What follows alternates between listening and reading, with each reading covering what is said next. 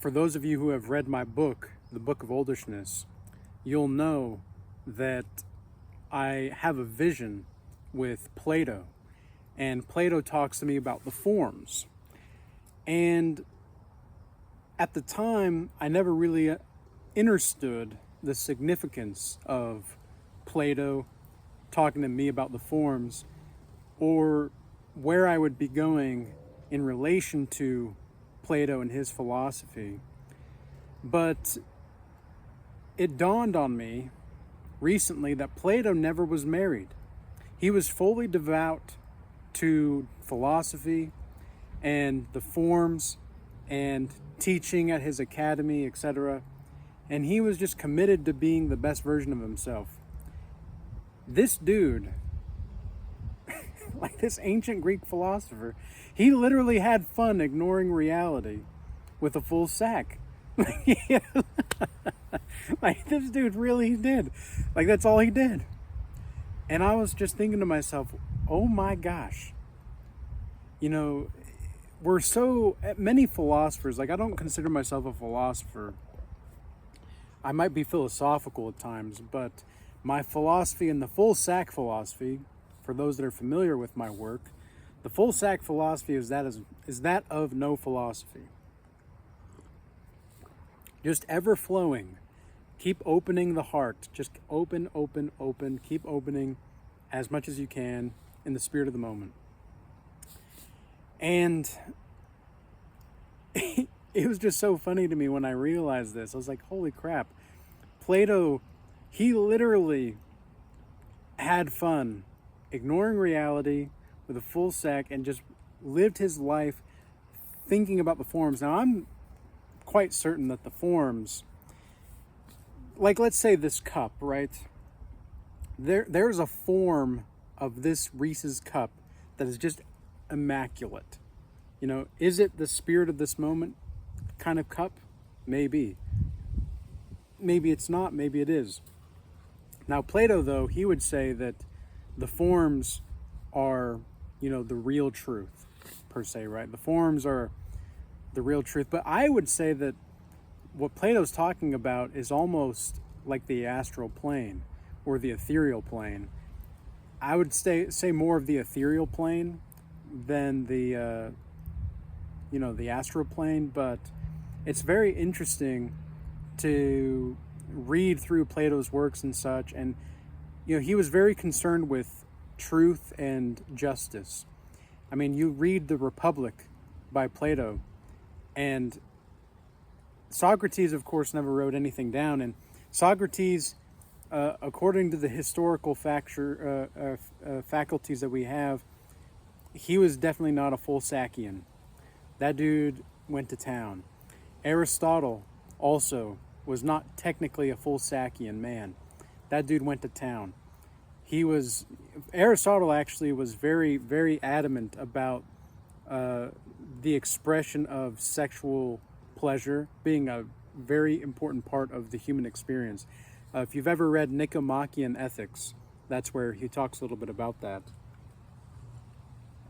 But it's very fascinating to see how Plato was definitely like a different type of person. And according to legend, the reason that he was named Plato was because of his broad chest. So they had, like, these ancient philosophers were doing calisthenics every day, maybe not every day, but nearly every day. They were on a beautiful diet. The kind of diet and the kind of lifestyle that Plato recommends is a very specific type of lifestyle. He actually suggests that no meat should be consumed. And the reason for that is because meat makes the society carnivorous, so to speak. Now, whether you believe that or not, that's entirely up to you. But I will say that, because I've talked a little bit about this more on my Regal Shaman channel, about how the frequency of food can really affect you. Like, for example, oh my gosh, I'm not eating dates for a minute. I tried eating a lot of dates recently, and I was, at first I was like, man, this is a great little fruit to have. I got a lot of energy and all this stuff. And boy, oh boy, did nobody tell me about the laxatives that dates are. Jeez, freaking Louise, man. Like, it's a lot of stuff. It's a lot of, it's a laxative for sure. Now, maybe it's just me. I don't know. But, oh my goodness. Whew. Yeah, I'm not having dates for a minute just because they've really just unsettled my stomach. And it could also be just the spirit of the time. Like, I'm processing a lot of things right now. Like, I'm digesting a lot of things spiritually. And everything's connected, right? And this is something else that Plato actually mentions in my vision for those that have read the book. In the vision, I see going down into the Parthenon, there are ancient Egyptian hieroglyphs. And I ask Plato, as he's like taking me down to show me the Philosopher's Stone, I ask Plato, I say, if this is ancient Greece, why is there ancient Egyptian hieroglyphs? And he just laughs and laughs and laughs. And he says, it's all connected. Everything's connected, silly. And, he shows me a whole blueprint of the forms, and he shows me the Philosopher's Stone and all this stuff in the vision. It's a very intriguing vision, but something I learned from that vision was, if you're a philosopher greedy for hope, you are no philosopher at all. And so, if you're always desperate for something, you can't really be true to yourself. And again, I'm not necessarily a philosopher. I don't claim that title, but I am philosophical, I suppose, in certain spirits of the moment.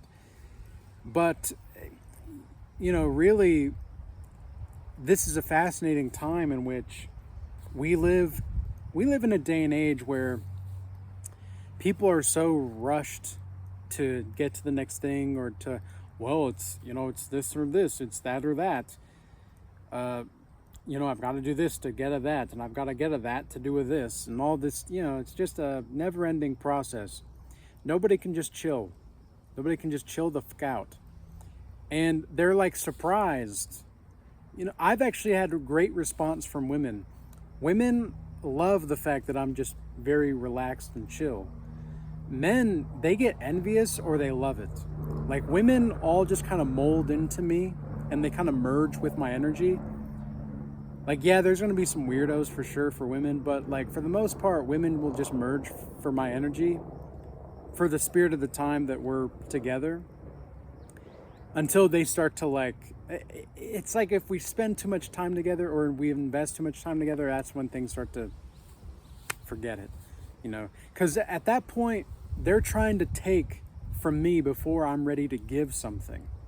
And that's what's so annoying about being around some of these women, is they don't get that, like, we want, like, an integrated man, a man with an integrated anima, he wants to give to the woman. There's nothing wrong with that. But most of the time, especially women nowadays, they're so unintegrated and spiritually immature. And I'm not trying to, derogatize them or anything. It's just that's the way that they are. And I can still see the godliness emanating from them, and I still see the divine quality of life emanating from them. It just means that they're not ready, right, for a lot of this stuff.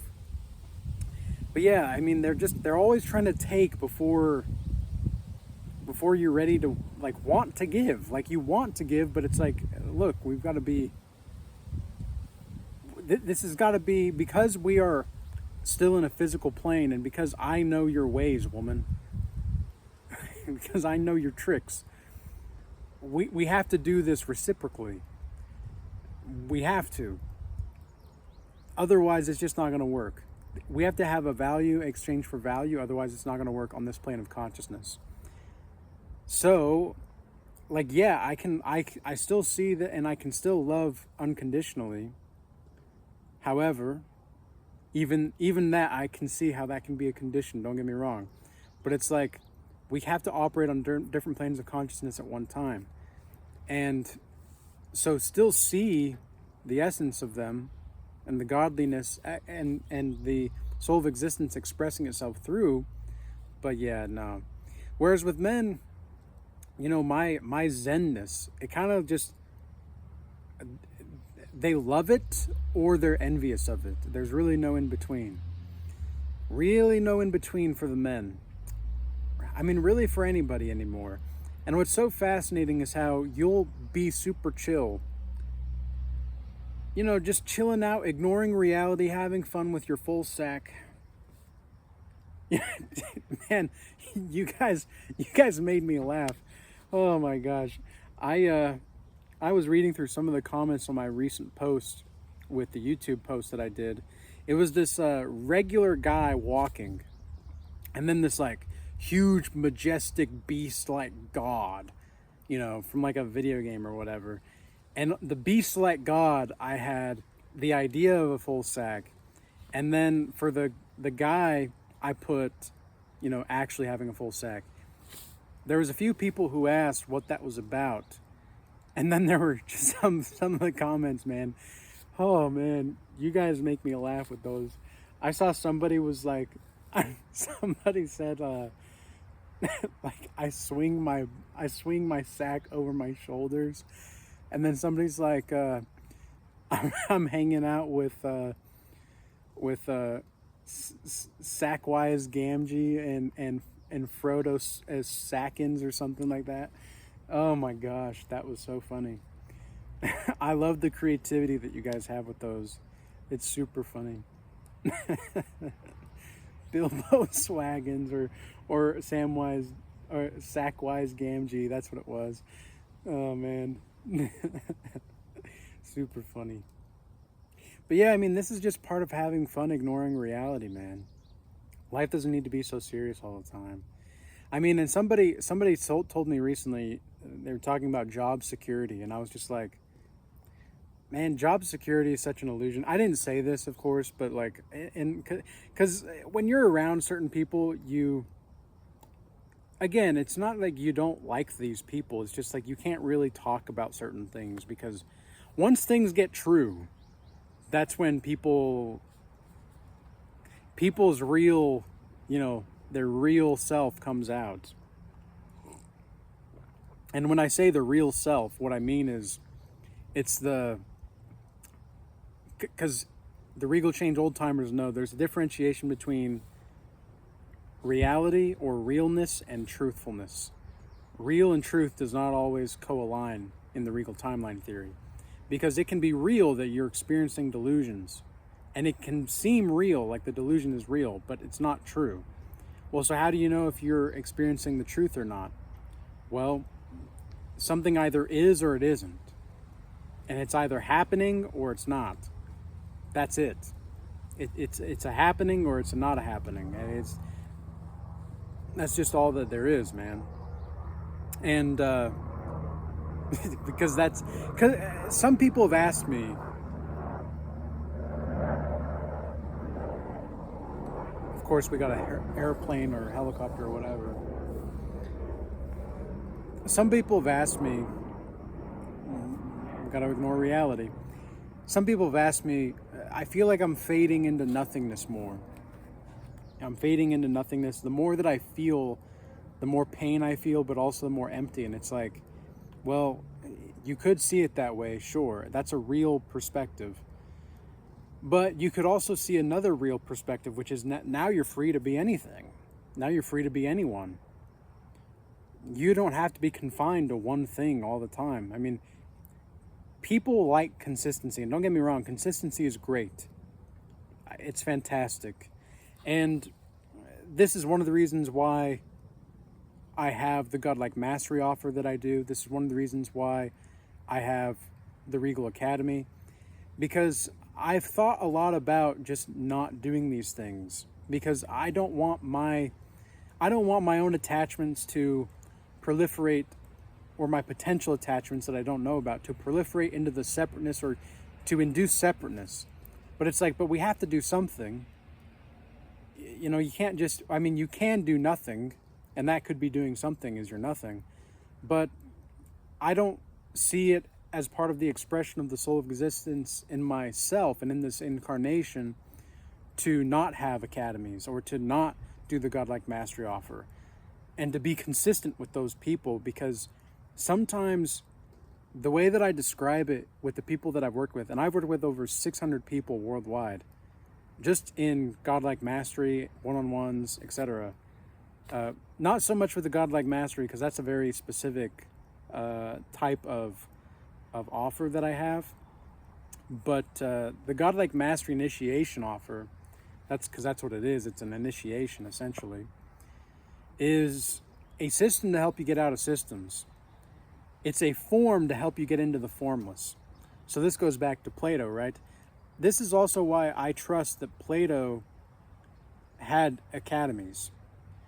And I've been inspired to make my own academy to be like the Greeks' academy, because our culture, our history is much more Greek than it is Christian, at least in the West. And a lot of people don't want to admit that, but that's really the case. I mean, just look at the governments and the institutions and the education system.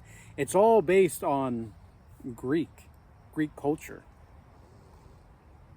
But of course, they've corrupted it to the point to where it's disgusting and despicable. But nonetheless, it was great in theory. And that's the thing about theories, right? Even my Regal timeline theory, I'm aware that it's just a theory.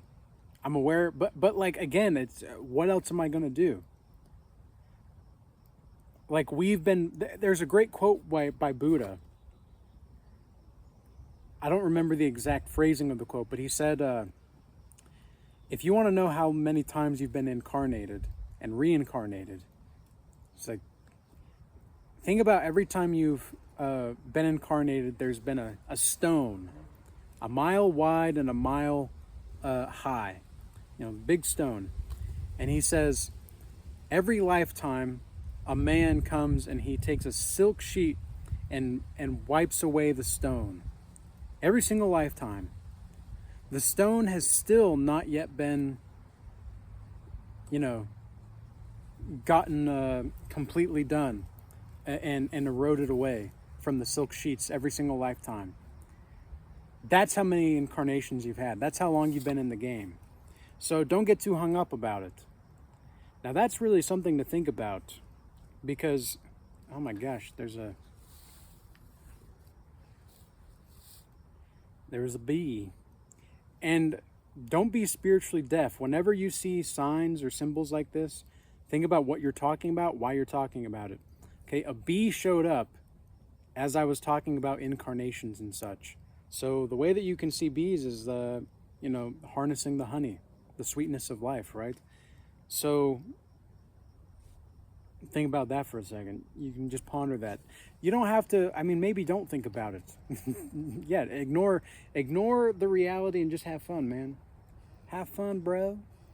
Just be chill. Just be a chill dude with a full sack, having the swag like Plato. Turn your trauma into swag with your full sack. Man, that would be a good title, actually, for a video. But yeah, turn your trauma into swag with a full sack. And just be like Plato and have fun ignoring reality. And just be formless. So, peace be with you all. I trust this message reached those that have eyes to see and ears to hear. Be blessed. Until next time.